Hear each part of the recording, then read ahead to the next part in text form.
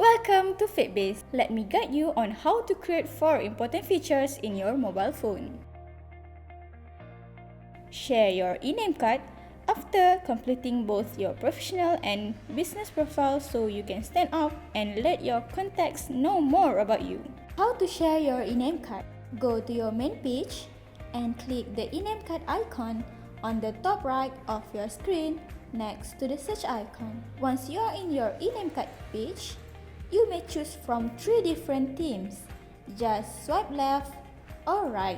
Click the share button below and choose from a third-party app of your choice to whom you want to share your e-name card with. Then, click send.